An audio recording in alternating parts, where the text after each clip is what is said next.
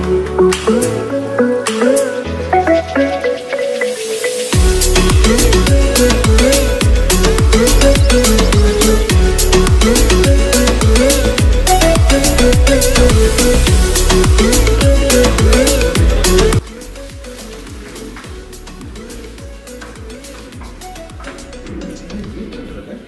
Sir, ये हमने किया है लंच रूम का, बच्चों lunch room as a rest room.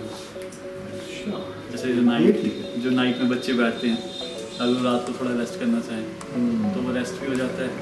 तो बाकी ये लंच रूम भी, बाकी थोड़ी सी हमने इस बार क्या एक नई चीज़ आई थी, गेम्स आई। मैं अभी देख रहा था जी सर, कि थोड़ी ना जो बच्चों जैसे फ्री हो जाते हैं तो थोड़ी गेम्स खेल के अपना माइंड फ्रेश होता है। जो बीच में ब्रेक लेते हैं, उठ के बाहर जाते हैं, जैसे बाहर बैठ जाते हैं, तो ये ये ना योजना ये लास्ट 6 मंथ से जो आपका लेके आए मैगजीन। ये बता अच्छा ज्ञान की बड़ी जी जी जी, ये आपका वाला फिर यहाँ पे अभी 11 में वाले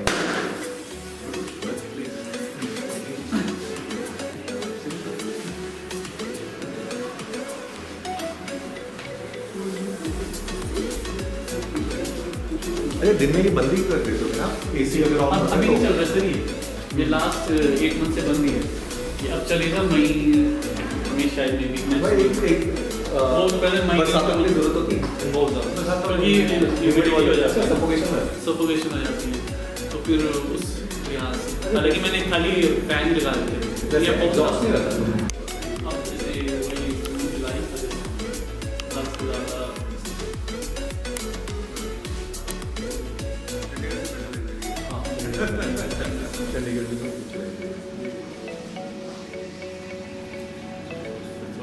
बाइक नहीं है। फिर एक इनको दे रहे हैं हम पेन स्टैंड, मोबाइल स्टैंड के साथ मोबाइल से जो पीछे बच्चे रखते हैं इन वाले से पकड़ के रखेंगे, एक इनको वो भी ऐड होगा। अच्छा अभी है। हाँ जी, बाकी जैसे लाइट्स है, लाइट तो चार्जिंग वाली ये पहले नहीं थी लगवाई कि बच्चे तभी से हाँ जी जी कंप्लेन कर रहे थे। तो ये सारे के सारे जो है दिक्कत है। बाकी आर ओ है, वॉशरूम, गर्ल्स बॉयज़ का अलग है, बाकी वाईफाई फैसिलिटी जी जी ये अभी किया है या इसी को फ्रेम में ही जो बच्चा जैसे अभी हमारा एक लाइट का बच्चा है यहाँ से एकदम से मेन्स दिया, क्या नाम है? आदित्य, तो आया नहीं है उसकी जैसे अब जैसे जो बच्चे निकलते हैं उनको वॉल ऑफ फेम का बच्चे थोड़ा मोटिवेशन मिलती है। एक वो मिले नहीं है।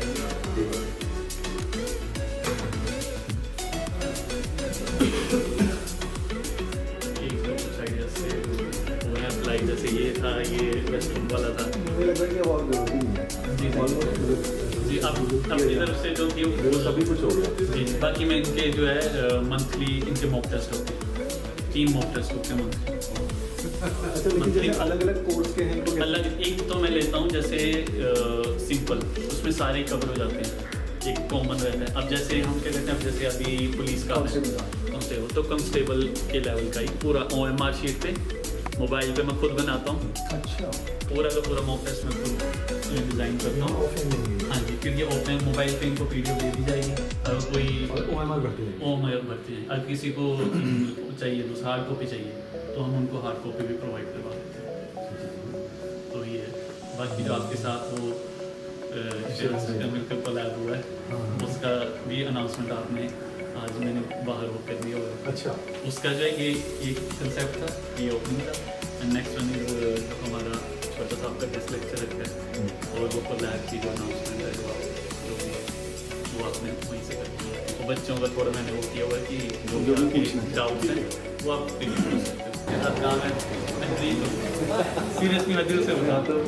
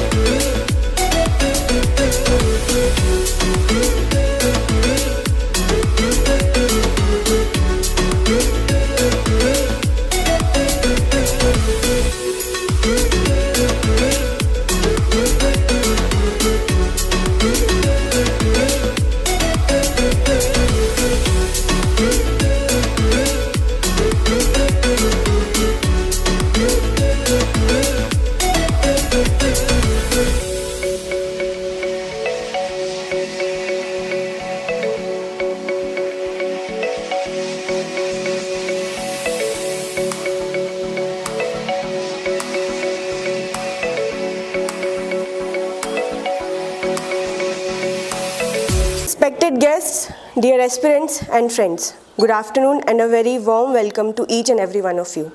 Today, I feel truly honored and proud to stand before you on this special occasion as we celebrate 1 year of Safalta Library, a place that has become a second home to many one of us in our journey of preparing for competitive exams.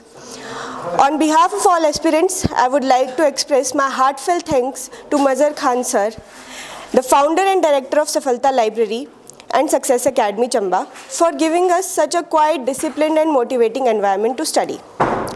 To mark this special milestone, we are gathered here for small celebration, and it becomes even more special with presence of very esteemed guests.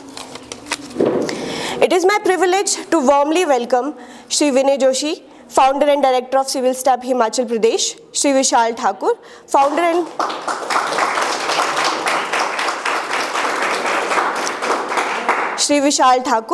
and director of Civil Staff Himachal Pradesh. Although Shri Shreyansh Sharma ji, faculty and marketing head of Civil Staff Himachal Pradesh, could not be present with us today, we would like to express our heartfelt gratitude to him as well. We are deeply thankful to both of you for accepting this invitation and being here with us today. Your work has inspired many of aspirants across Himachal. We will now be honoring our guests for the contribution to field of education and guidance to civil services aspirants. After that, we will invite each of them to stage to share words of wisdom and motivation with us.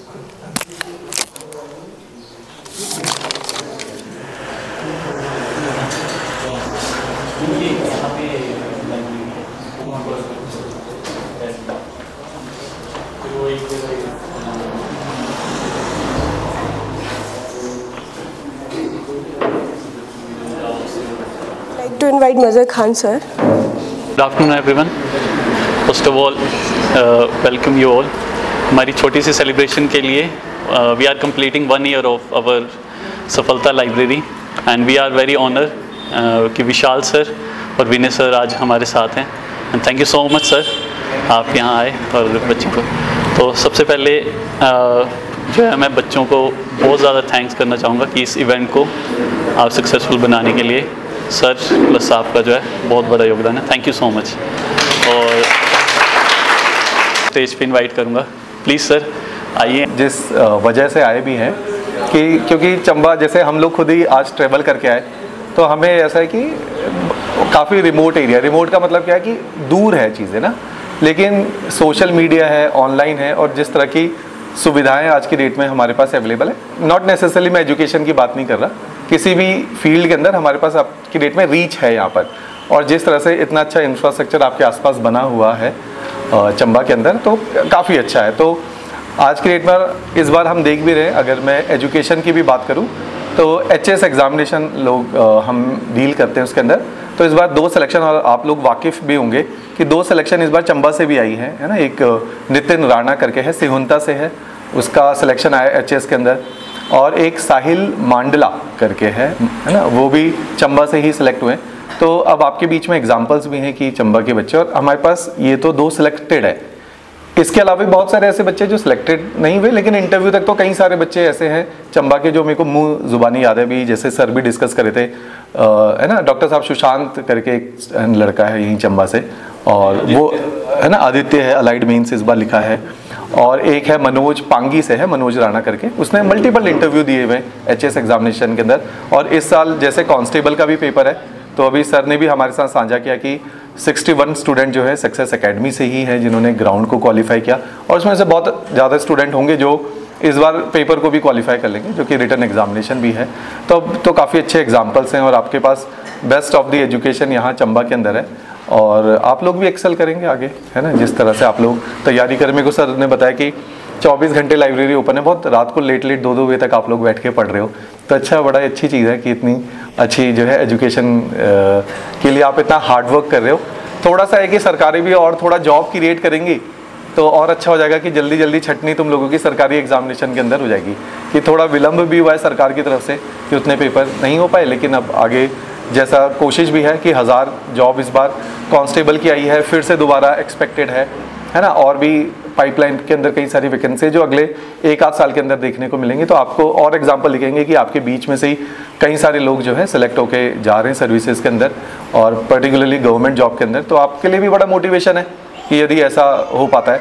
तो एक चीज़ थोड़ा ध्यान रखिएगा, है ना, कि as in जब आप लोगों का जो एज ग्रुप है 20 साल, 21 साल, 22 साल, पढ़ने का जैसे हमारी उम्र अब 38 साल हो गई, उतना कंसंट्रेशन नहीं रहा, पढ़ाई नहीं हो पाती इतना ज़्यादा, चाहे पढ़ने के लिए पढ़ाना पड़े। आपकी एज में शार्पनेस है, इसी टाइम की एनर्जी को 1-1.5 साल की गेम है कि चैनलाइज कर लेते हो तो गवर्नमेंट सेक्टर के अंदर एंटर कर जाते हो। गवर्नमेंट हिमाचल प्रदेश के अंदर राज्य सरकार से अच्छी नौकरी जैसे मेरे दृष्टिकोण में नहीं है।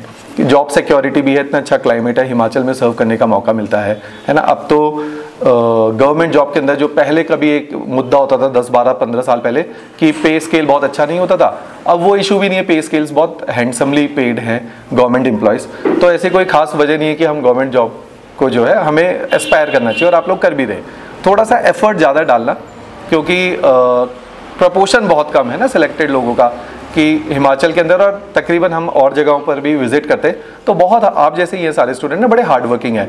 तो उससे क्या होता है कि कंपटीशन का स्तर पिछले 5-7 सालों में बहुत ऊपर की दिशा में गया है कि शायद जहाँ पहले 2-4-5 घंटा पढ़ के भी काम चल रहा था, अब वहाँ और थोड़ा 7-8 घंटा भी पढ़ना पड़े। और आप लोग कर सकते हैं क्योंकि आप लोग अभी उस एज के अंदर हैं, उस तरह की एनर्जी आपके पास है, उस तरह का इंटेलिजेंस आपके पास है, कंसंट्रेशन आपके पास है। और अच्छी बात है कि जैसे आपके पेरेंट्स इस चीज़ को प्रमोट करते हैं, है ना, एजुकेशन को काफ़ी ज़्यादा दायित्व महत्व देते हैं। हमारा भी इस साल एक स्टूडेंट है आयुष महाजन करके, अगर किसी ने नाम सुना होगा, तो इस साल एचएस एग्जामिनेशन में यहीं चंबा से है ना सर, आपको तो पता ही है, चंबा से जो है इस बार एचएस का इंटरव्यू भी उसने दिया। तो बिल्कुल हम्बल बैकग्राउंड से है ना, शॉपकीपर फैमिली है, एफर्ट डाल के आगे बढ़ रहे हैं। और क्या होता है कि मिडिल क्लास हम लोगों के पास आगे बढ़ने का एजुकेशन के अलावा ना और ज़्यादा चारे नहीं है। कुछ लोग हैं जिनके पास हो सकता है कि पुश्तानी पैसा है तो वो आगे बिजनेसेस को बिल्ड कर सकते हैं, लेकिन मेजर तौर पे जो मिडिल क्लास है उनके पास तो एजुकेशन ही एक ऐसा शस्त्र है जिससे आगे बढ़ा जा सकता है। और अब एजुकेशन में क्या है कि उसको भी हमें टाइमली यूज़ करना है ना, ये लेट एज तक ऐसा नहीं कि हम लोग जो है तैयारी कर रहे हैं और हमारे पास कोई नौकरी नहीं है। कोशिश करो बड़े से बड़े एग्जाम को एस्पायर करो अपने जीवन में, लेकिन get into a services first, कि कोशिश करो 2-1 साल 3 साल के अंदर एक सरकारी नौकरी में पैर जमा लो, चाहे कांस्टेबल है, पटवारी है, जेओए आईटी है, किसी भी नौकरी के अंदर एटलीस्ट एक बार चले जाओ वहाँ, और जो है बड़े एग्जामिनेशन की तैयारी करो। और हर साल हिमाचल के अंदर तो चलन ये है कि जो बड़ा एग्जाम है, एचएस का एग्जाम है ना, एलाइड का एग्जाम है, यहाँ पर मैक्सिमम लोग वर्किंग प्रोफेशनल है। नायब तहसीलदार का एग्जामिनेशन पिछली बार हुआ सन 2022 के अंदर, 20 में से 12-13 लोग थे जो हमारे साथ जुड़े हुए थे, उसमें से काफ़ी ज़्यादा सिलेक्शन आई, उसमें से अधिकांश लोग वर्किंग प्रोफेशनल है। तो बड़ा अच्छा एक कल्चर है कि लोग जॉब में जाने के बाद भी बड़े बड़े एग्जामिनेशन को क्वालिफाई करते हैं। इवन यूपीएससी आईएएस का एग्जामिनेशन हिमाचल में बहुत सारे वही लोग निकाल रहे हैं जो ऑलरेडी सर्विसेज के अंदर है। इस बार एक हमारा स्टूडेंट भी था हमीरपुर से, उसका नाम भी विनय है, तो उसने पिछले साल आईपीएस क्वालिफाई किया, ऑलरेडी स्टेट गवर्नमेंट में एसडीओ था वो। और इस बार भी एक अभिषेक सिंह थे 2 साल पहले, उन्होंने भी आईपीएस क्वालिफाई किया, वो ऑलरेडी एचएस ऑफिसर थे और ओशन वाले बैच में ही थे, उस टाइम पे कार्यरत थे। तो सर्विसेज के लोग हैं तो एस्पायर करते रहते ना बड़े बड़े एग्जाम को। तो आप लोग भी इस चीज़ पे थोड़ा ध्यान दीजिएगा कि जब आप इस तैयारी के मोड में हैं तो पहले तो 1-2 साल टारगेट होना चाहिए कि एटलीस्ट एक जॉब मेरे पास मेरी जेब में होनी चाहिए, ताकि वो जॉब आपको फाइनेंशियली सपोर्ट करे। थोड़ा आपका कॉन्फिडेंस लेवल बढ़ेगा, जब जॉब में जाते हो तो आप खुद पैसा कमाते हो, है ना, स्टेटस भी है गवर्नमेंट जॉब के अंदर, तो उससे थोड़ा आपको कॉन्फिडेंस आता नहीं यार, अगर एक एग्जाम क्वालिफाई हुआ है तो आगे भी एग्जाम क्वालिफाई होंगे। और थोड़ा फाइनेंशियल सिक्योरिटी मिल जाती है कि इस तैयारी में जैसे 2-3 साल तो पेरेंट्स सपोर्ट करेंगे, फिर वो भी कहेंगे यार कब तक, चाहे घर पे बैठना उतना खर्चा नहीं है, लेकिन कुछ ना करते हुए एक व्यक्ति का, आपका किसी का भी 5-7 हज़ार रुपये खर्चा है, मोबाइल का रिचार्ज है ना, लाइब्रेरी की कॉस्ट है, कपड़ा लत्ता है, कुछ तो खर्च अपने ऊपर करते ही हैं हम लोग, तो वो भी तो खर्च हम पेरेंट्स से ड्रॉ कर रहे हैं। तो कोशिश करनी है कि 1-2 साल के अंदर किसी ना किसी जॉब के अंदर पैर जम जाना चाहिए। और उसके बाद भी ऐसा नहीं कि उस जॉब में बैठना है, और एफर्ट डालो कि कोशिश करो चलो मैं इसमें ना एक सरकारी जॉब जो है और बेटर स्केल की हो। ग्रुप सी सर्विसेज है, लाइट एग्जामिनेशन आता है ना, अभी फिर अवेटेड है उसकी सीट से, एक अभी मेंस हो चुका है, अभी फिर आगे और उसके सीट्स और आने वाली, क्योंकि काफ़ी टाइम तक भर्ती नहीं हुई थी तो सीट इकट्ठी हो रखी है, फिर से आएगी। नायब तहसीलदार एक्सपेक्टेड है, group B services, group A HS है या अन्य सर्विसेज है, एसीएफ एग्जामिनेशन है या और भी एग्जामिनेशन है। तो कोशिश करनी कि धीरे धीरे जब तक आपकी सही एज है ना और एनर्जी आपके अंदर है, तो हम बड़े से बड़े एग्जामिनेशन को एस्पायर करें। और बड़े हम्बल, ऐसा नहीं है कि हिमाचल में सारी जगह ही इसी तरह से मिडिल क्लास बच्चों ने ही और जो है घर से ही लोग आगे निकले हैं, क्योंकि ऐसा तो है नहीं कि पंजाब और हरियाणा की तरह बहुत पैसा है खेती के अंदर यहाँ पे, है ना। कुछ सिलेक्टेड एप्पल बेल्ट्स हैं जहाँ पे कुछ संपन्नता आई है, बाकी जगह तो लार्जली लोग एजुकेशन के ऊपर ही निर्भर है और सरकारी जॉब के ऊपर ही निर्भर है। तो आप लोगों ने भी प्रयास करना है कि ज़्यादा से ज़्यादा एफर्ट डाल के get into a job, set examples for other students, कि एक जगह से ना, एक डिस्ट्रिक्ट से 1 या 2 बच्चे सेलेक्ट होते हैं, हज़ारों के लिए वो मोटिवेशन बनते हैं। उनके देख के हज़ारों लोग पढ़ाई की तरफ रुझान रखते हैं, उनमें से कई सारों का सिलेक्शन हो जाता है। जिनका नहीं भी होता है तो एटलीस्ट वो अपने पुराने स्तर से कहीं गुना बेहतर बन जाते हैं, क्योंकि उस तैयारी को करते हैं। तो कई बार क्या होता है कि तैयारी ना बहुत लेटर, किसी का तो सिलेक्शन हो गया, इमीडिएटली उसको पे ऑफ कर दिया तैयारी ने ना, कि उसकी सरकारी नौकरी लग गई, ग्रुप ए सर्विसेज लग गई, अच्छा बंगला गाड़ी मिल गई। किसी को हो रहा है कि सर्विस नहीं, पेपर भी निकला, लेकिन कुछ अच्छी तैयारी करी है, वो कैरी फॉरवर्ड करती है। जैसे अभी हमारे पास एक स्टूडेंट आया, उसने अपने टाइम पे तैयारी करी, नहीं हो पाया, अभी उसका छोटा भाई जो है इस साल एचएस एग्जामिनेशन, उसने अपनी गाइडेंस के अंदर फिर उसको पढ़ाया, अपने छोटे भाई को जो है फिर एचएस क्वालिफाई करवाया, है ना। 7-8 साल का उनके बीच में गैप था। तो आपकी तैयारी कभी वेस्ट नहीं जाती। और लड़कियों को तो मैं खास तौर पे बोलता भी हूँ कि हमारे पास जैसे ना ऑनलाइन हम लोग एचएस एग्जामिनेशन को कैटर कर रहे हैं, तो बहुत सारे लोग हैं जो महिलाएँ हैं, अपने टाइम पर उन्होंने मास्टर्स करा और उसके बाद जल्दी शादी हो गई और उतना मौका नहीं मिल पाया। फिर ऑनलाइन का दौर आया कोविड के बाद, ऑनलाइन बैचेज में एनरोल हुए, तो आज वो तैयारी कर पा रहे। उनमें से बहुत सारे लोगों ने क्वालिफाई भी किया, और जिन्होंने नहीं कर पाया वो अपने बच्चों को बहुत अच्छे से मैं देखता हूँ कि गाइड करते हैं, पढ़ाते हैं, और अब उनकी वो जो सारी पढ़ाई है वो रिफ्लेक्ट होती है उनके बच्चों के अंदर। तो पढ़ाई तो सरस्वती है, ये तो कभी भी जो है वेस्ट ही नहीं जा सकती, है ना। लक्ष्मी के लिए तो हम बोलते हैं कि एक जनरेशन से दूसरी जनरेशन में ख़त्म भी हो सकती है, लेकिन सरस्वती तो है, ये तो कैरी फॉरवर्ड होती रहती है ना, मल्टीपल जनरेशन का उद्धार इससे होता है। तो इसलिए भी पढ़ना चाहिए। और बड़े एग्ज़ाम की तैयारी में इसलिए भी प्रमोट करता हूँ क्योंकि उसमें ना आपका दृष्टिकोण, जैसे मैं पर्सनली हिमाचल के अंदर और बाकी जगहों भी बोलता हूँ कि जीवन में एक बार आईएएस और एचएस की तैयारी ज़रूर करनी चाहिए, क्योंकि उसमें इतने विभिन्न सब्जेक्ट पढ़ने का मौका मिलता है और आपकी सोच का दायरा बहुत बढ़ जाता है। तो वो जो मैं बात बोल भी रहा हूँ कि नहीं भी अगर एग्जामिनेशन क्वालिफाई हुआ तो आपकी तैयारी वेस्ट नहीं जाएगी, आपकी पर्सनैलिटी बिल्कुल डिफरेंट हो जाती है। तो जो लोग सिविल सर्विसेज की तैयारी भी करते हैं, है ना, तो उनका दृष्टिकोण जीवन के प्रति, अपनी नौकरी के प्रति बिल्कुल डिफरेंट होता है। तो वो समाज में कुछ बेहतर ही कर पाते हैं, अपने करियर में कुछ और अच्छा कर पाते हैं। अगर वो एमबीए भी करेंगे एचएस के बाद या आईएएस की तैयारी के बाद, वो किसी कंपनी में भी जाएंगे तो उनका दृष्टिकोण बिल्कुल डिफरेंट होगा। वो हायर मैनेजमेंट में बहुत तेज़ी से ऊपर जाते हैं। या टीचर्स, है ना, कई लोग टीचिंग के साथ साथ तैयारी करते हैं या तैयारी करते हैं, बीच में टीचिंग का एग्जाम निकल जाता है, तैयारी छोड़ देते हैं, लेकिन फिर वो अपने बच्चों को बहुत बेहतर गाइड कर पाते हैं। मैं एक एग्जांपल दूंगा आपको। आजकल धर्मशाला के तहसीलदार हैं, गिरिराज जी हैं, वो पहले टीचर होते थे, टीजीटी टीचर थे, और उनका एक स्टूडेंट होता था प्रतीक ठाकुर, और वहीं पे उनके पास पढ़ता था। तो इस बार 2022 के एग्जामिनेशन में, नायब तहसीलदार के एग्जामिनेशन में प्रतीक का रैंक 1 आया। तो वो जिक्र करता था कि हमारे सर होते थे, उन्होंने कभी आईएएस की तैयारी करी, तो वो हमें मोटिवेट करते थे। उन्हीं की मोटिवेशन के बदौलत आज मैं जो है एचएस की तैयारी, आईएएस की तैयारी कर रहा हूँ, और बहुत यंग एज 22 साल के अंदर उसने जो है रैंक 1 अभी 2 साल पहले ही क्वालिफाई किया। हमारे पास स्टूडेंट रहा था वो। तो हम गिरिराज जी को भी जो है पर्सनली भी पहचानता हूँ मैं तो। और तो एक टीचर का ये प्रभाव है कि वो आने वाली मल्टीपल जनरेशन को इंस्पायर करता है। तो इसी तरह की एचएस और आईएएस की तैयारी भी है कि आप लोग इसको अगर परस्यू करते हो तो कहीं ना कहीं अच्छा कंट्रीब्यूट करते हो। और क्योंकि आप लोग चंबा से आ रहे हो, आपने वो ग्रास रूट लेवल पे स्ट्रगल भी देखा है, क्योंकि आज तो चंबा के अंदर इतनी अच्छी वेल कनेक्टिविटी हो गई, इंफ्रास्ट्रक्चर इतना अच्छा डेवलप हो गया। अभी भी बहुत फार फ्लंग एरियाज है ना, यहीं से पांगी आगे बहुत आगे है, वहाँ अभी भी बेसिक स्कूलिंग का बड़ा अभाव है।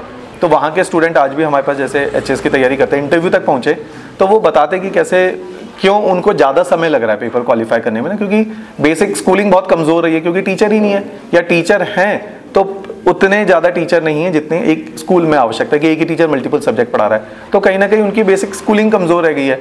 तो ऐसे लोग जब सर्विसेज में जाएंगे वो ज़्यादा कंट्रीब्यूट करेंगे, क्योंकि शायद वो ज़्यादा कनेक्ट कर पाएंगे उन जगहों से, उन लोगों से और उन हालातों से जो उन्होंने अपने बचपन में शायद देखे होंगे, और वो उसको बेहतर कर पाएंगे। तो आप लोगों के लिए भी ये ज़रूर मैं बोलूँगा कि आप लोगों का सर्विसेज में आना, या सरकार को आप लोगों की ज़्यादा ज़रूरत है। क्योंकि जैसे हम लोग बोलते हैं ना कि हमारा जो डेमोक्रेटिक सिस्टम है, राजनीति है, वो अलग अलग जगहों से जो है उसमें प्रतिनिधि चुन के आते हैं, हर वर्ग को जो है वो रिफ्लेक्ट करते हैं वहाँ पे, हर वर्ग ऑफ सोसाइटी वहाँ पे प्रेजेंट है।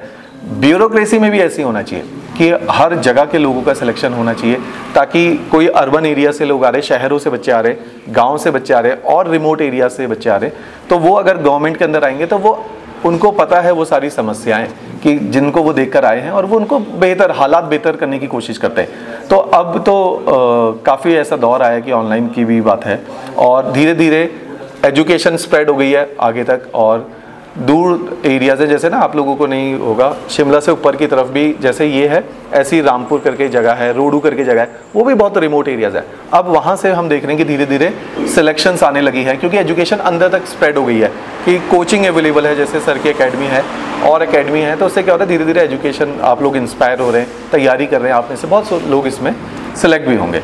तो इस कोशिश को हमेशा जारी रखना है ना, कंटिन्यू रखना अपनी तैयारी को पढ़ाई की तरफ, और जल्दी से कोशिश करना, जो मैं बात बार बार बोलता हूँ सारे स्टूडेंट्स को भी, जल्दी पेपर को क्वालिफाई करने की बहुत प्रयास करना। मतलब ये कल्चर मत बनाना कि बहुत लंबी तैयारी करनी है और नौकरी नहीं करें और तैयारी ही करें, इस चीज़ से बचना है ना। कोशिश करो 2 साल 3 साल मैक्सिमम जॉब के अंदर आ जाओ, उसके बाद और बड़े पेपर की तैयारी चाहे करो, है ना, get into a job first. तो इसी उद्देश्य के साथ चलना, क्योंकि पेरेंट्स आपके ऊपर काफ़ी पैसे के साथ साथ इमोशन इन्वेस्ट करते हैं ना, उनकी उम्मीदें लगी होती हैं, क्योंकि आप तैयारी कर रहे हो, आप सुबह लाइब्रेरी आ रहे हो, शाम लाइब्रेरी आ रहे हो, उनको भी होप रहती है चलो इस साल नहीं 6 महीने बाद, 1 साल के बाद कभी तो पेपर निकलेगा।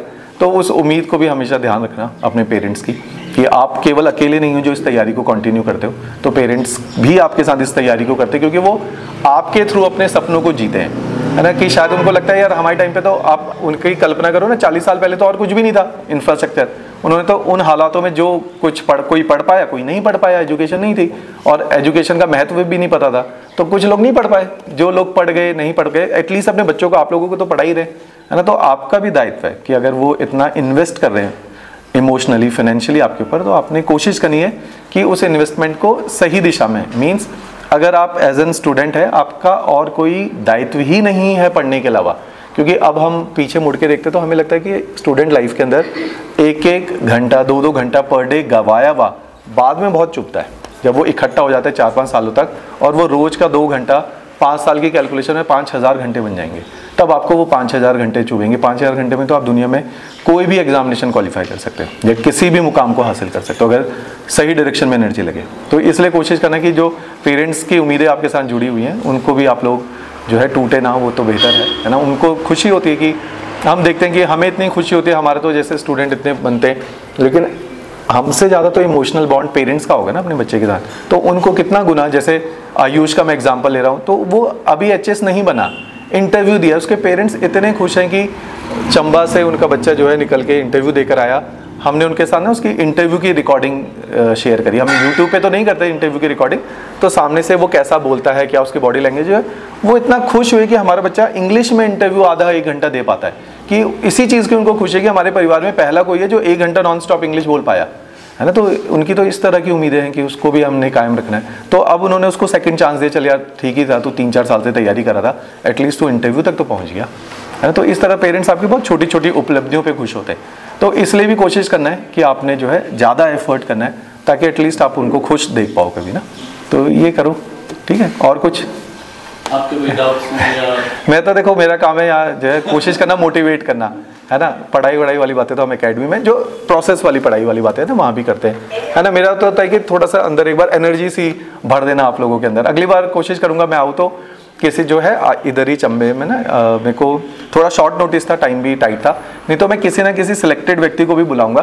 कई बार क्या होता है कि आप रूबरू किसी को देख लेते हैं तो थोड़ा और एनर्जाइज फील करते हैं, आपको लगता है यार ये तो हम में से ही एक है, जब ये कर सकता है, इतने एफर्ट डाल सकता है। और यंग एज में जिनके मैं एग्जाम्पल दे रहा हूँ ना, नितिन, साहिल, आयुष, ये सब अंडर 25-26 है, तो बड़े यंग एज में ये लोग सेलेक्ट हुए। तो आपको लगता है यार ये भी उन्हीं हालातों से गुजरे, उसी तरह का स्कूल देखा, उसी तरह का कॉलेज देखा है, तो थोड़ी एक्स्ट्रा मेहनत करिए इन्होंने, हम भी कर लेंगे। तो वो बड़ा मोटिवेटिंग होता है और बड़ा गेम चेंजर होता है लाइफ के लिए। एक छोटे छोटे डिसीजन, छोटी छोटी 2 साल की मेहनत आपको वहाँ पहुँचा देगी जहाँ 40-42 साल फिर आपने जाके नौकरी ही करनी है, तो उस मुकाम तक पहुँचा देगी। तो इसलिए हमने कोशिश करनी है कि जहाँ हैं, जिस स्थिति में है, उससे बेहतर आगे की तरफ हम जो है आगे बढ़ेंगे। तो जो मेंटल प्रेशर हमारे ऊपर, उससे कैसे ट्रीट करें?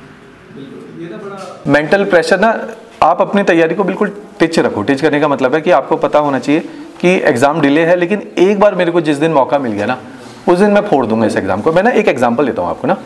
एक ना एक्टर है मनोज वाजपेयी, आपने सुना है नाम उसका? मनोज वाजपेयी।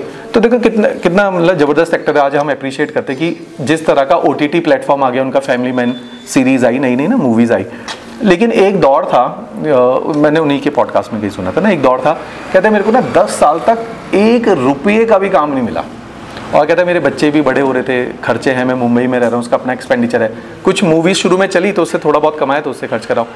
वो कहता है मैं मतलब almost on the verge of depression ही चला गया था। क्योंकि डिप्रेशन इसलिए, एक तो काम नहीं मिल रहा, दूसरा जो इन्होंने पूछा कि यार काम नहीं मिला, मैं तो मेहनत कर ही रहा हूँ ना अपनी तरफ से, मैं जो मूवी बना रहा हूँ वो बेस्ट बना रहा हूँ, जितनी एक अच्छी एक्टिंग हो सकती थी वो अच्छी एक्टिंग मैंने करी है। तो वो बार बार कहता था मैं ना बस एक राइट मूवमेंट, मैं अपने को हमेशा तैयार रखता था कि अगर मेरे को 1 मिनट का भी कहीं रोल मिल जाए ना तो मैं उसमें निभा लूंगा उस रोल को, और बहुत ज़बरदस्त उसकी जो है पब्लिसिटी होगी।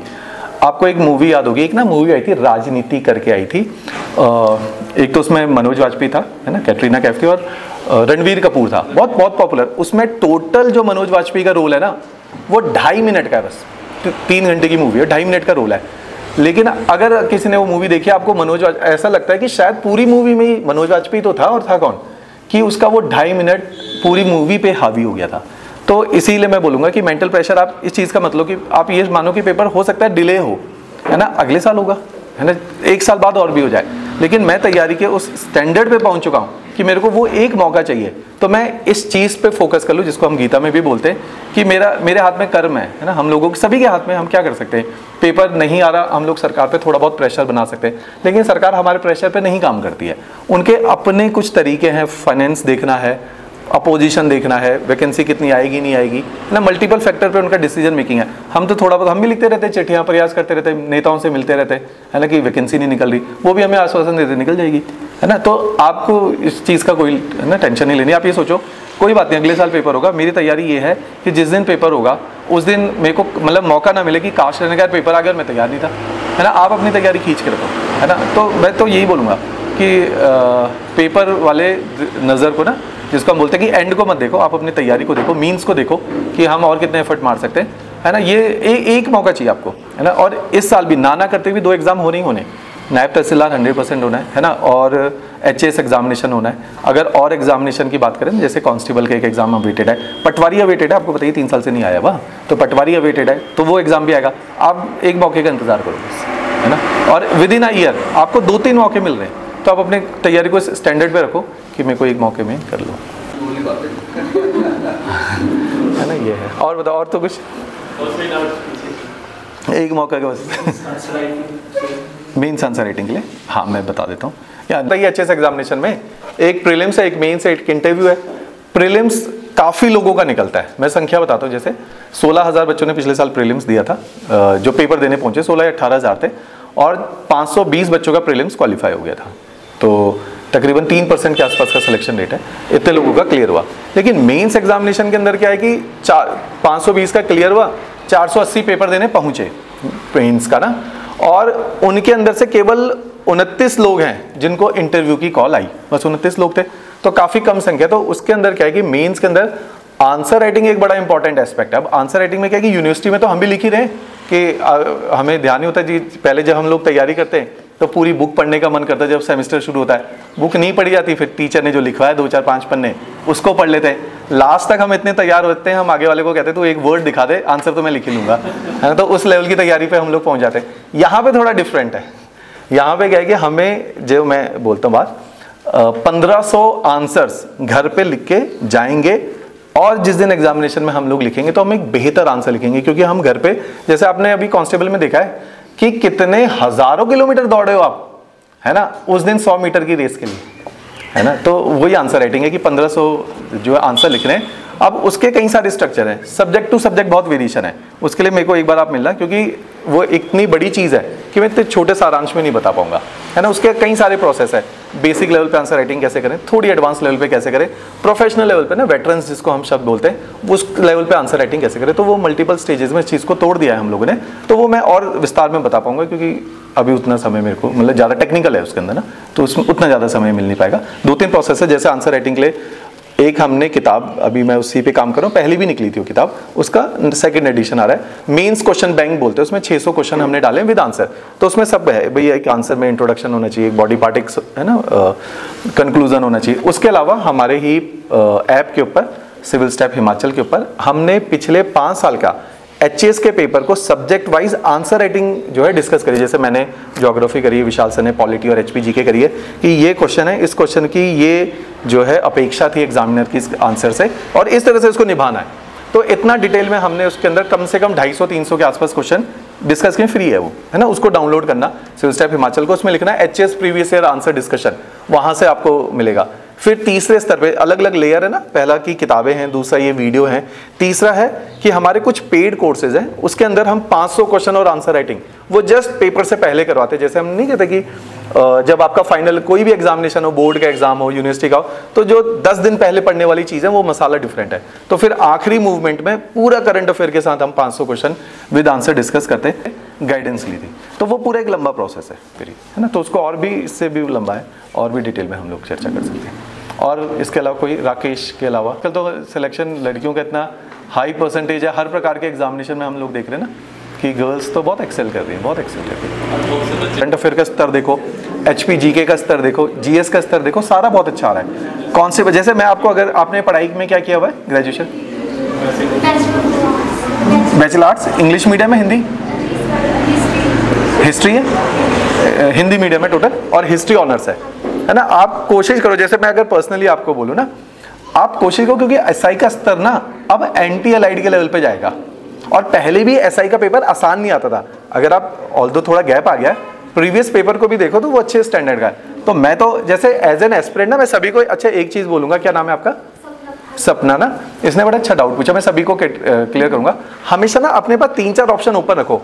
कई बार क्या होता है कि आप, हमें नहीं पता ना हमारा कौन सा पेपर निकलेगा, और पेपर के अंदर मैं बोल ही रहा हूँ कि 20-20, 25-25 हज़ार, जैसे पिछली बार जब पटवारी का पेपर निकला ना, 1.5 लाख बच्चों ने फॉर्म को भरा था, है ना। 1000 ही तो सीट थी, तो सबका तो नहीं हो रहा, तो अपने पास 4-5 ऑप्शन ओपन रखो। तो जैसे सपना ने जो पूछा, इसके लिए भी मैं बोलूँगा, और ये सवाल कई लोगों के जहन में होगा कि ऑलवेज रिलाई ऑन 2-3 पेपर्स, कि आप 3-4 पेपर के हिसाब से बड़ी तैयारी करो। आप देखो, अच्छा ये पेपर देने का मौका मिले, है ना, इसको दे दे, 2-4 ऑप्शन अगर आपके पास ओपन हो तो आपके chances of selection will increase. तो मैं भी आपको बोलूँगा NT Allied के लेवल पे प्रिपरेशन करो, ताकि अगर पेपर का स्तर उठा SI का, है ना, तो आपके लिए वो कंफर्टेबल स्तर हो, है ना। क्योंकि कांस्टेबल में सीट ज़्यादा निकलती है, SI में बहुत कम निकलती है। तो यू विल नेवर नो कि यार, अरे यार SI तो नहीं हुआ, अच्छा तैयारी खींच के रखी हुई थी, SI एक आने के बाद दूसरा 3 साल के बाद आता है, इतनी देर में लोग ओवर एज हो जाते हैं। तो इस बीच अगर आपकी तैयारी अच्छे और पेपर की है, अलाइड आ रहा है हर 2 सालों में, NT आ रहा है हर 2 सालों में, HS आ रहा है, तो एटलीस्ट कहीं ना कहीं पैर फंस जाएगा। थोड़ा सा तैयारी का वो बढ़ा देंगे। SI में अलग से कुछ नहीं है, वही GS आनी, वही मैथ्स आना है ना, और वही सारी तैयारी लगनी है आपकी, क्योंकि सब्जेक्ट कॉमन है ना। आप समझो पटवारी का जो सब्जेक्ट्स है, वही सब्जेक्ट IAS में भी पूछे जाते हैं, वही सब्जेक्ट HS में भी पूछे जाते हैं। हिस्ट्री तो हिस्ट्री है ना, आपने हिस्ट्री पढ़ा हुआ है। थोड़ा सा स्तर हम चेंज कर देते हैं कि एक में थोड़ा पूछा जाए कि बड़ी सिंपल सी कोई तारीख पूछ ली, एक में थोड़ा कॉम्प्लिकेटेड सा सवाल उसमें से पिरो दिया।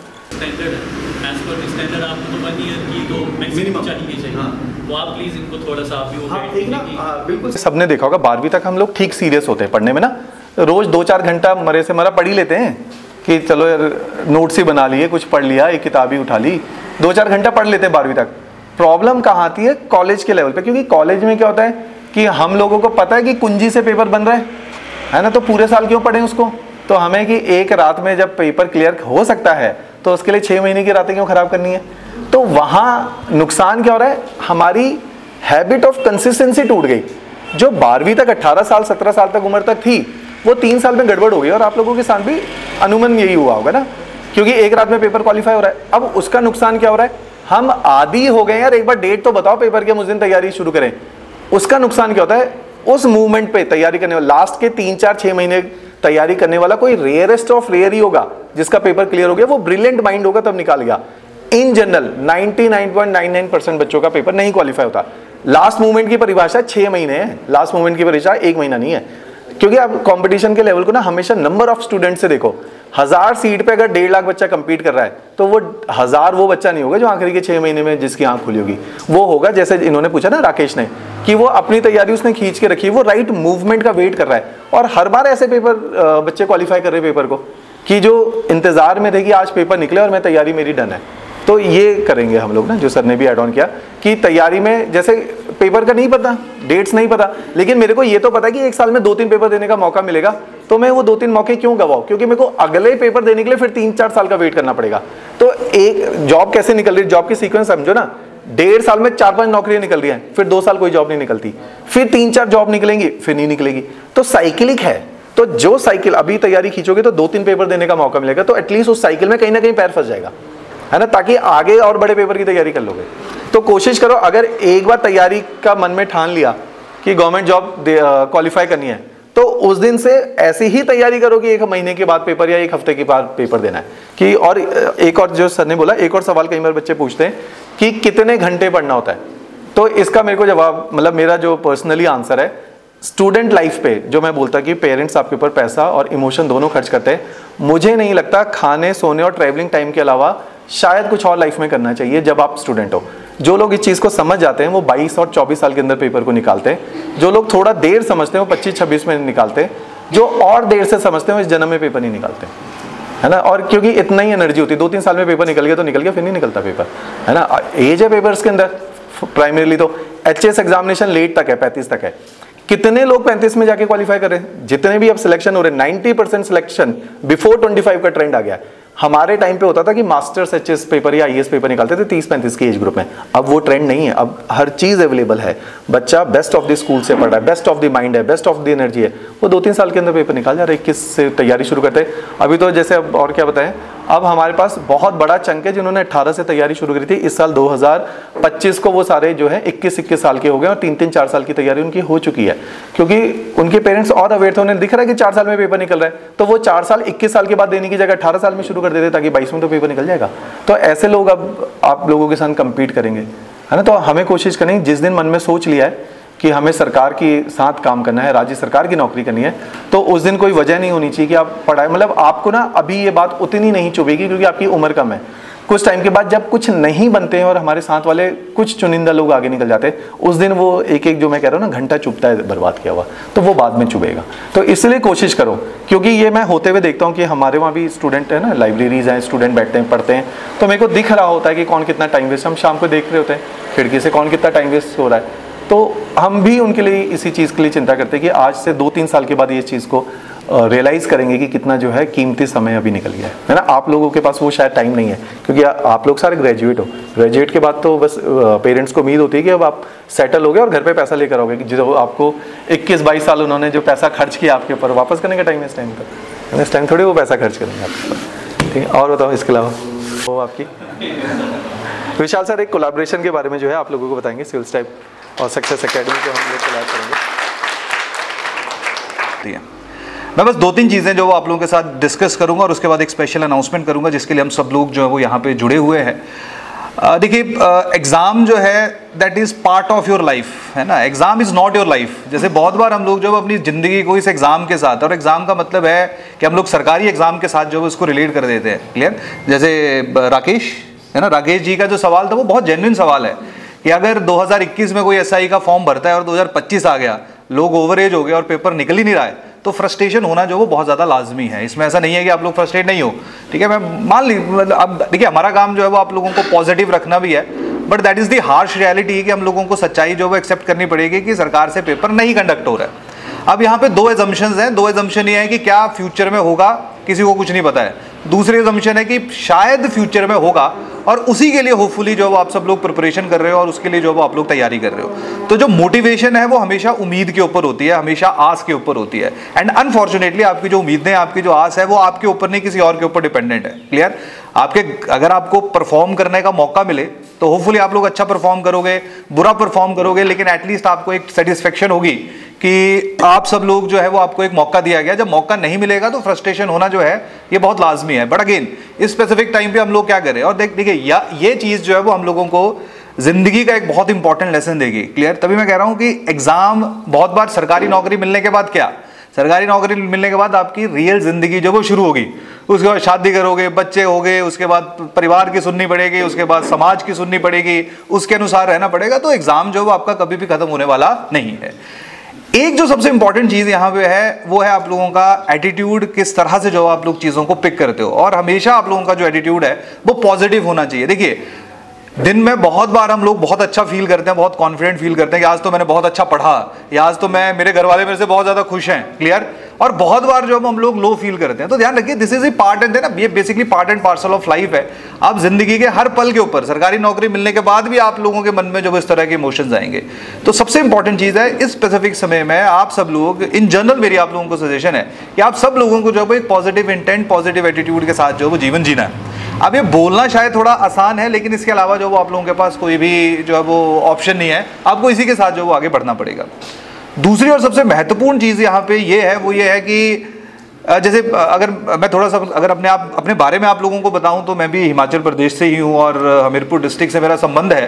गवर्नमेंट सीनियर सेकेंडरी स्कूल झगड़ानी से मैंने अपनी 12वीं की है। तो मतलब आप ऐसा समझ लीजिए कि उस टाइम पे आज से 20-22 साल पहले अगर मैं 10वीं 12वीं करके निकल रहा हूँ, 12th करके निकल रहा हूँ, तो उस टाइम पे जो सिचुएशंस होंगी ग्रामीण क्षेत्रों में वो किस तरह की होंगी। तो काफ़ी हद तक जो ग्रामीण क्षेत्र का परिवेश है उससे मैं काफ़ी हद तक जो है वो फेमिलियर हूँ।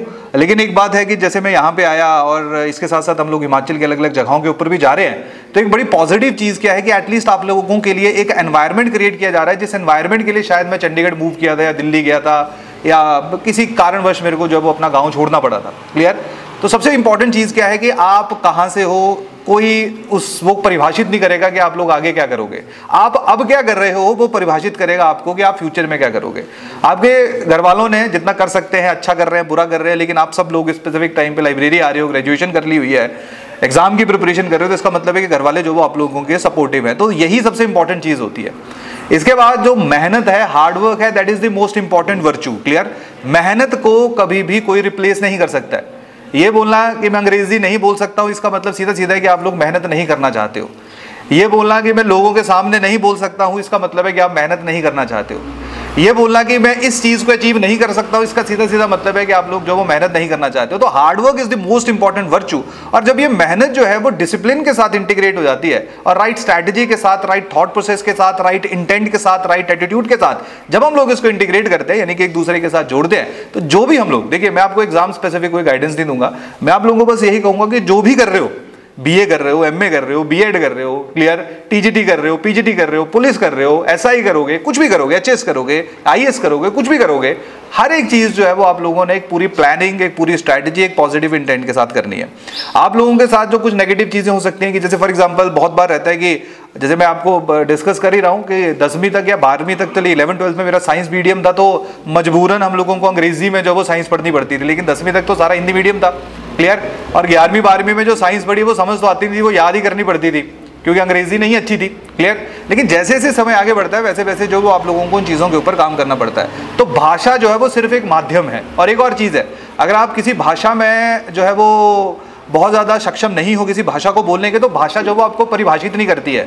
भाषा जो वो सिर्फ एक मोड ऑफ कम्युनिकेशन है। अगर आप मेरे को ऐसे भी बता दोगे ग्लास यहाँ से बाहर रखे और मैं समझ गया, तो इसका मतलब है कि मैंने अपनी कम्युनिकेशन जो है उसको सही कर लिया है। तो सबसे इंपॉर्टेंट चीज़ क्या है कि अगर आपको लगता है कि कोई ऐसी चीज़ है जो आपको किसी चीज़ को अचीव करने में, एग्जाम को या कुछ भी आप अचीव करना चाहते हो, उसमें किसी तरह की बाधा पड़ रही है, तो रेदर देन उस बाधा के लिए जो आप परेशान हो, आप उस बाधा को जो है वो क्रॉस करने का, उसको सरपास करने का प्रयत्न करो। क्लियर?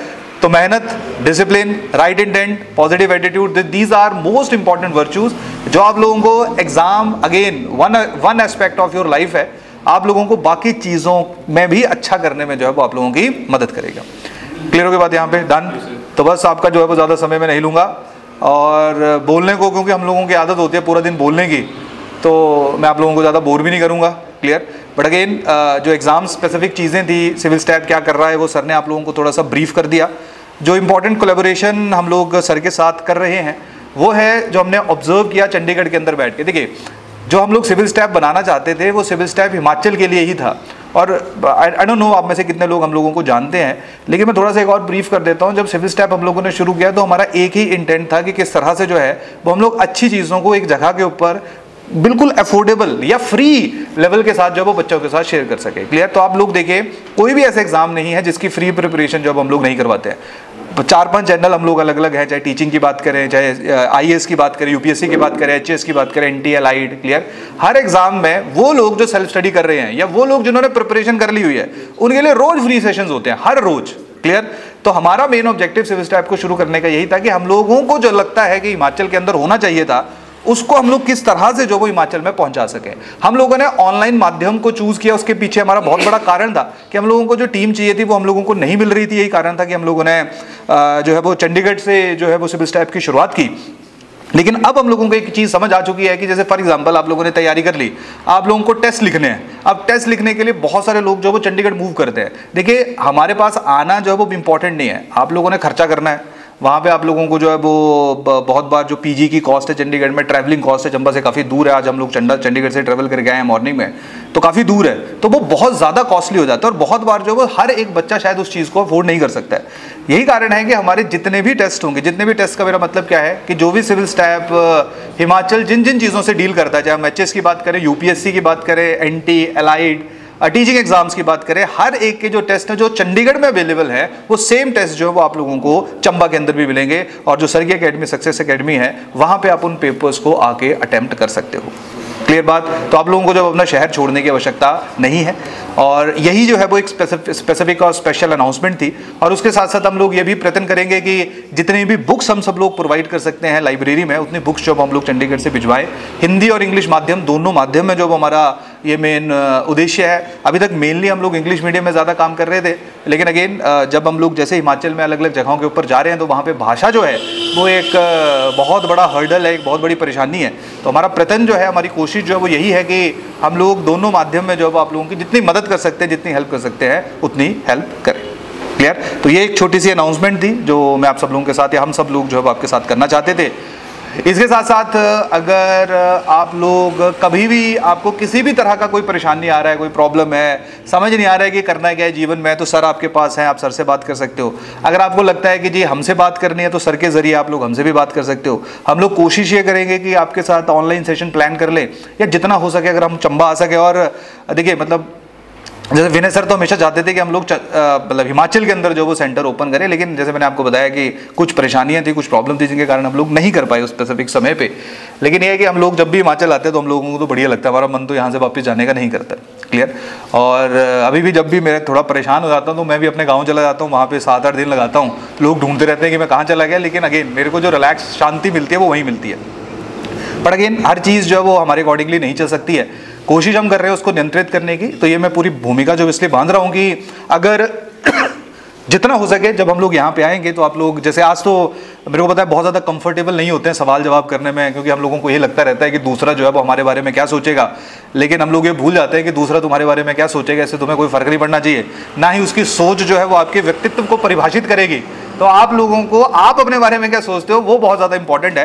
बट अनफॉर्चुनेटली हम लोग या हिमाचल, मतलब हम लोग हिमाचलियों में एक वो है खासियत बोल लो, या मैं इसको कभी कभी परेशानी भी बोलता हूँ कि हम लोग बहुत बार दूसरा क्या सोच रहा है, दूसरा क्या कर रहा है, उसके ऊपर अपने जो एक्शंस है उनको आधारित करते हैं, और जो कहीं ना कहीं हमारे लिए बहुत ज़्यादा अच्छी चीज़ नहीं है। बहुत बार क्या होता है कि आप लोगों का जो प्रश्न है जिसपे शायद टीचर ने आपको कुछ बोल दिया या सामने वाले ने कुछ आपको कह दिया, बहुत बार ऐसा होता है कि लोग जोर जोर से हंस रहे होते हैं, लेकिन ध्यान रखना सबसे जोर से वही हंसता है जिसको कुछ नहीं पता होता है। जो आपने सवाल पूछा उसको वो भी नहीं आता है। क्लियर? तो अब आप समझिए कि एक ऐसा इंडिविजुअल जो किसी पे हंस रहा है, क्या उसके कहने के ऊपर जो है वो आप अपनी ग्रोथ को रोकोगे कि नहीं रोकोगे? नहीं रोकोगे ना। क्लियर? तो कभी भी दूसरे को अपने आप को परिभाषित करने का जो वो मौका मत दो, वो हम लोग ही देते हैं। दूसरा क्या सोच रहा है उससे आप लोगों को कोई फर्क नहीं पड़ना चाहिए। आप लोगों ने मेहनत करनी है, हार्ड वर्क करनी है। This is the most important virtue, चाहे सरकारी में करो, चाहे प्राइवेट में करो, चाहे कहीं भी करो। आजकल हॉर्टिकल्चर में भी बहुत ज्यादा पोटेंशियल है। क्लियर? तो हर चीज, कुछ भी आप कर रहे हो, आप हर जगह जो है वो आप अपना एफर्ट करिए, आप अपनी मेहनत करिए। तो इसी के साथ जो है वो मैं आपका समय ज़्यादा वेस्ट नहीं करूंगा, ज़ाया नहीं करूंगा, और इस सेशन को मैं क्लोज कर रहा हूँ। गला मेरा बैठ गया है क्योंकि ज़्यादा ज़ोर से मैंने बोल दिया, ठीक है। तो ये हम लोगों को आदत है, अगर वहाँ तक भी लोग होते तो इससे ज़ोर से भी जो है वो शायद बोलने का प्रयत्न करते। तो इसी के साथ आप लोगों का बहुत बहुत धन्यवाद, आप सब लोगों ने अपना समय निकाला और जितना हो सकता है। देखिए अगेन हम लोग सब, जैसे इसमें ऐसा नहीं है, हम सब लोग जब एक दूसरे से सीखते हैं, बहुत बार आपके कुछ ऐसे सवाल होते हैं, बहुत सा बात आपके कुछ ऐसी परेशानियां होती हैं जो हम लोगों को सोल्यूशन बनाने पे मजबूर करती हैं। तो आप लोगों का हमसे वार्तालाप करना जो है वो बहुत ज़्यादा इंपॉर्टेंट है। क्लियर? तो आप लोग जितना अपने टीचर्स, मैं अपने आप को टीचर नहीं मानता, हम लोग मेंटर्स हैं। हम लोगों का काम क्या है कि देखिए जी, ऊपर चले जाओ, यहाँ से राइट लेना है, यहाँ से लेफ्ट लेना है, यहाँ पे छलांग नहीं मारनी है, यहाँ पे धीरे धीरे उतरना है, बस हमारा काम ये करना है। क्लियर? हमारा काम जो है वो ऐसा नहीं है कि आगे और तुमने बोला कि जी सिविल स्टैफ के साथ जुड़ गए तो सिलेक्शन पक्की है, ऐसा कुछ नहीं है। सिलेक्शन पक्की है कि शर्त के ऊपर है, अगर आप लोग जो अपना 100% एफर्ट देने को प्रिपेयर हो, तैयार हो। और हम लोग सिर्फ मेंटरशिप करते हैं, और ऐसा नहीं इनके लिए प्लानिंग डिफरेंट हो सकती है, इनके लिए डिफरेंट होगी, इनके लिए डिफरेंट होगी, हर बच्चा अलग होता है। कभी भी एक दूसरे के साथ अपने आप को कंपेयर मत करो। आप सब लोगों के जो डेस्टिनेशन है, आपका जो गोल है वो सेम हो सकता है, लेकिन आपके जो मीन्स है, आपका जो रास्ता है वो सेम नहीं हो सकता है। हो सकता है कोई स्प्रिंट में अच्छा हो, वो भाग के अपना रास्ता अटेन कर ले, कोई धीरे धीरे वॉक करके जो वो अपना रास्ता अटेन कर ले। तो अगेन जो आपके रास्ते हैं वो आप लोगों ने बनाने होते हैं, वहां पे हम लोग आपकी मदद करते हैं। गोल भी आपका होता है, डेस्टिनेशन भी आपकी होती है, सक्सेस भी आपकी होती है, एंड अनफॉर्चुनेटली फेलियर भी आपका ही होता है। क्लियर? हम लोग तो बोल देंगे जी हमने तो कहा था, इन्होंने किया नहीं, घर वाले बोल देंगे हमने तो दिया था टाइम, इन्होंने तो किया नहीं। तो अगेन जो सक्सेस है और फेलियर है, उसका जो श्रेय दिया जाएगा वो हमेशा किसको मिलेगा? वो आप लोगों को मिलेगा। समझ आ रही बात की नहीं आ रही? ठीक है, क्लियर? तो आप सब लोगों को बस मैं वही कहता हूं, consistency, hard work, focus, these are most important virtues. और जहां लो फील कर रहे हो, बात करो। हम लोगों में सबसे बड़ी प्रॉब्लम है, मैं भी नहीं करता था बात। ऐसा नहीं है कि मैं तुम लोगों को प्रवचन तो दे रहा हूं, लेकिन शायद जब मैं तुम्हारी एज में था तो मेरे को भी बहुत समय लगा खुलने में, ओपन होने में। क्लियर? तो आप लोग बात करो, अपने मेंटर से बात करो, अपने भाइयों से बात करो, अपने बड़ों से बात करो, अपने टीचर से बात करो, लेकिन बात करो, क्योंकि communication is the, again communication बहुत ज्यादा इंपॉर्टेंट है। अपने दोस्तों से बात करो, लेकिन ऐसे दोस्त से मत बात करो कि जो आपको और डीमोटिवेट कर दे कि यार मेरे तो बुरे हाल है, बोले जी यार मेरे भी बुरे, और दोनों ही एक दूसरे को और ज्यादा खराब कर दे। क्लियर? तो आप बड़े देखिए, जिंदगी जीने के ना बड़े छोटे छोटी सी चीजें होती है, और हम लोग थोड़े से ना फिलॉसफियाँ ज्यादा डालनी शुरू कर देते हैं जो आप लोगों को थोड़ी कम समझ आती है, और कुछ समय के बाद शायद जो मैं बोल रहा हूँ आप लोग इसके साथ बहुत ज़्यादा रिलेट करोगे। बट इस टाइम पे अगेन वही है, जो आप कर रहे हो उसको मेहनत के साथ करते रहो। ये बहुत ज़्यादा जो है वो दुर्भाग्यपूर्ण है, अनफॉर्चुनेट है कि पेपर नहीं निकल रहे हैं। सबको ऐसी उम्मीद है, हमें भी ये लग रहा है कि निकल जाएगा, निकल जाएगा, आपको भी शायद लग रहा है निकल जाएगा, निकल जाएगा, लेकिन अभी तक जो है वो चीज़ें बड़ी पॉजिटिव नहीं जा रही हैं। बट अगेन मैंने वही बताया कि हमेशा हमारे व्यक्तित्व का जो सही पता है वो तब चलता है जब जो परिस्थितियाँ वो हमारे विपरीत होती है। जब परिस्थितियाँ हमारे साथ हैं तब तो सभी अच्छे होते हैं, तब तो हर कोई सपोर्ट कर रहा होता है, तब तो हम भी मोटिवेटेड होते हैं, तब हम भी खुश होते हैं। तो व्यक्तित्व जो है that is the most important thing, और इसके ऊपर हम लोगों ने काम करना होता है। कोई गॉड ऐसा नहीं कि भगवान ने दिया अब किसी को आशीर्वाद और किसी को नहीं है। हर एक को अपना व्यक्तित्व जो है वो बनाना पड़ता है, टाइम लगता है, बस उसको समझना है कि मैंने जो है वो अपने ऊपर काम करना है, दैट्स इट। समझ आई बात की रहे? तो बहुत अंडर कॉन्फिडेंट भी नहीं होना है कि मेरे से नहीं होगा, और बहुत ओवर कॉन्फिडेंट भी नहीं होना है कि मैं तो सब कुछ ही कर लेता हूं। जब ये आ गया आपके अंदर, आप सीखना बंद कर दोगे। जिस दिन मैंने ये बोलना शुरू कर दिया मेरे को सब आता है, इसका मतलब है कि उसके बाद मैं जो सब्जेक्ट पढ़ाता हूं उसमें मैं नीचे जाना शुरू हो जाऊंगा। हमेशा एक स्टूडेंट, हम भी रहते हैं, आप भी एक स्टूडेंट की तरह रहिए, जहां से सीखने को मिल रहा है, ऐसा नहीं कि हमसे सीखो, जहां आपको लग रहा है ये जो बोल रहा है ये मेरे को सूट कर रहा है, ये टॉपर जो कह रहा है, हजारों टॉपर्स के इंटरव्यू पड़े हुए, सबकी मत सुनो। जो आपको लग रहा है चाहिए, इसने एक चीज कही, ये मेरे लिए काम आ रही है, इससे ये काम आ रही है, अपने आप पिक एंड चूज करो, प्लग करो, और अपनी टोकरी जो वो खुद बनाओ, और उससे जो अपना जीवन आगे बढ़ाओ, अपनी प्रिपरेशन को आगे कैरी फॉरवर्ड करो। क्लियर? तो इसी के साथ अब मैं फिर से, अब क्लैपिंग मत करना, ठीक है, कर दिया तुम लोगों ने। देने का क्या फायदा हो, यही तो प्रूव कर दो कि एटलीस्ट, है ना, हो सकता है घर जाते जाते भूल जाओ, बट एटलीस्ट मेरे सामने तो मत भूलो। Thank you so much sir for your precious time. और last before I end, I am very excited to share wonderful update जो सर ने ऑलरेडी कर दिया है। We are collaborating with civil staff Himachal. जैसा कि सर ने बोला, मैंने सर के साथ एक जो पहले आए थे श्रेयांश सर, उस सर के साथ भी डिस्कस किया था कि हमें जो एक कोर्स लेना जो है वो इतना महंगा नहीं पड़ता है, वो अफोर्डेबल है। जैसे मान लो आप चंडीगढ़ जा रहे हो, चंडीगढ़ जाके आपने कोई कोर्स ऑफलाइन सर के साथ वो कर लिया, पर वहाँ जो रहना है, खाना पीना है, ट्रैवल करना, वो उससे ज़्यादा पड़ जाता है। तो मेरा सर के साथ एक रिक्वेस्ट है कि सर इस चीज़ का भी जो आप प्लीज़ कोई हल निकालिए। तो सर ने मुझे पूरी श्योरिटी दी है कि जैसे जो वहाँ से जो लाइव क्लासेस हो सकती है, अगर कुछ आगे हुआ तो आपको जो वहाँ की जो लाइव क्लासेस है आप बाय ऑनलाइन कर सकते हो, और क्लासेस जो है फिजिकली एकेडमी में जो है वहीं से आप जो है ज्वाइन कर सकते हो। तो बाकी जो भी आपके आगे आने वाले जो भी टेस्ट हैं उसके लिए जो भी गाइडेंस होगी, मैं हूँ, सर है, सर के साथ बीच में मैं सर से रिक्वेस्ट करूँगा कि थोड़े 2-3 महीने के बीच में एक आधा गैप उसके जो है आप आते रहिएगा, तो बच्चों को गाइड, और जो भी आपके आगे मॉक टेस्ट या वगैरह होंगे वो आपके सर के साथ वो हम शेयर करेंगे। So again thank you so much sir. और मैं लास्ट के जैसे सर ने कुछ चीज़ें बोल ली, जैसे सबसे पहले तो एक जो हम लाइब्रेरी का 1 साल पूरा कर रहे हैं, तो आपको लाइब्रेरी में कुछ सीटें जो है अपडेट भी की गई हैं, यानी सीटें जो है इंक्रीज़ की गई हैं। अब जो सीटें हमारे पास 72 सीट्स हो गई हैं, है ना, जो पहले 54 थी, और कुछ जो आपको फैसिलिटी है वो ऐड ऑन की गई हैं, जो पहले थी उससे ज़्यादा जो फैसिलिटी है वो ऐड ऑन की है, वो आप देख सकते हो अपने अपने टेबल्स पे। और दूसरा ये है कि जो आपको सर ने बताया, मेरी तरफ से भी मैं हर एक जो मेरी ऑफलाइन क्लासेस जो है बच्चे कुछ हैं जो शेयर हूँ, एक बात जो मैंने सर को बीच में बोला कि जो तैयारी है वो आप ये सोच के मत करिए कि एग्ज़ाम आएगा। स्कूल के एग्ज़ाम तो है नहीं कि मार्च में ही आना है ना, एग्ज़ाम कभी भी आ सकता है, साल लग सकता है, 1.5 साल लग सकता है। तो अपनी जो तैयारी है, जो सर ने एक ठीक बोला, जो हमें भी एक मेरे सर थे कॉलेज में, वो बोलते थे कि आप एक बड़े छाते की, जैसे अम्ब्रेला होता है, जब बारिश लगती है तो एक जितना बड़े से बड़ा जो छाता होता है आप कोशिश करते हो कि बोले कि आप भीगे ना, तो वैसी तैयारी भी आप बड़ी से बड़ी करिए। लाइक सर ने बोला कि HAS या IAS लेवल की जो आपके छोटे मोटे एग्जाम है, चाहे वो पुलिस है, पटवारी है, फॉरेस्ट है, फिर और है, वो उसी में कवर हो जाते हैं। तो प्लीज़ आप अपनी जो स्टडी है वो कंटिन्यू रखिए। मैं बहुत से बच्चे देखता हूँ जो डिमोटिवेट होकर जो है लाइब्रेरीज भी छोड़ देते हैं और अपनी जो है ऑफलाइन क्लासेस भी जो अकेडमी, तो प्लीज़ आप डिमोटिवेट मत होइए। आपका जो है अभी एग्ज़ाम आने वाला है पुलिस कांस्टेबल का, इसके बाद जो सर ने बोला पुलिस पटवारी का है वो भी आने वाला है, और आगे जो TGT कमीशन वगैरह वो आपको पता ही है कि आने वाला है। हाँ, डिले हो सकता है पर आएंगे ज़रूर।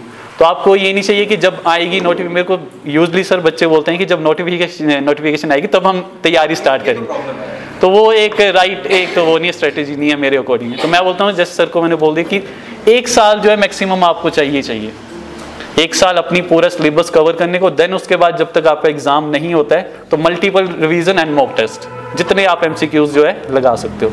तो मेरी ये हो रहेगी। और हमने जो है एक आज के दिन में मैं एक और अनाउंसमेंट करूँ कि हम एक जो है सक्सेस एकेडमी चंबा एक अपना सुपर 30 का बैच जो है स्टार्ट कर रहे हैं पुलिस कांस्टेबल का। वो अलग से बैच रहेगा, उसमें सिर्फ 30 बच्चे एनरोल होंगे, और उससे पहले जो है एक आपका छोटा सा टेस्ट लिया जाएगा, उसको जो क्वालिफाई करेगा वही आगे जो है सुपर 30 में जो है। और जो सुपर 30 का जो स्टाफ होगा और जो टीचर्स हो वो क्लासेस आपकी बिल्कुल ही अलग रहेंगी। जो एक सिंपल जो अभी सफलता जो चल रहा है एक पुलिस कांस्टेबल बैच वो अलग से चलेगा, और सुपर 30 बैच जो है एक आपका अलग से चलेगा। अलॉन्ग विद जैसे कि आपको बताया कि अभी सक्सेस एकेडमी चंबा की ओर से 60+ बच्चों ने जो अपना ग्राउंड का जो है फिजिकल निकाला है। तो नेक्स्ट जो हमारा जो फिजिकल जो बैच स्टार्ट होगा वो नेक्स्ट मंथ से 1 तारीख से। जैसे आपको पता है कि HP फॉरेस्ट गार्ड का, आर्मी का, TA का आ रहा है, तो उसके लिए अभी से जो है, और पुलिस कांस्टेबल का भी दोबारा आ रहा है 1000 पोस्टों पे, सितंबर नहीं तो अक्टूबर तक नोटिफिकेशन में भी आ जाए, तो उसकी भी अभी से जो है तैयारी हम स्टार्ट जो है कर देंगे। तो मेरा बच्चों को जो है ज़्यादा से ज़्यादा हो रहेगा, अनुरोध रहेगा कि इस बैच को जो है, खासकर जो फिजिकल आपका बहुत सारे बच्चे हैं जो इस बार बाहर हुए हैं फिजिकल में, है ना, तो प्लीज़ डिमोटिवेट नहीं होना है। अपनी जो जर्नी है वो एग्ज़ाम की उसको बिल्कुल जो सेट रखिए आप, बाकी जैसे एग्ज़ाम आता है आप उसको अप्रोच कर सकते हो। बाकी जो भी गाइडेंस आपको वो लगता है कि मेरे से सर से, तो हम मिलके जो आपकी ज़्यादा से ज़्यादा जो प्रॉब्लम्स है वो सॉल्व करने की कोशिश करेंगे। तो thank you so much for in coming this event, और हम जो है आगे भी ऐसे इवेंट जो करते रहेंगे। जो सेशंस हैं, जैसे आपको पता है कि जब मॉक टेस्ट होते हैं तो आपको गाइडेंस सेशन भी मैं करता ही रहता हूँ, तो वो कंटिन्यू ऐसे ही चलते रहेंगे आप, है ना। तो थैंक यू सो मच।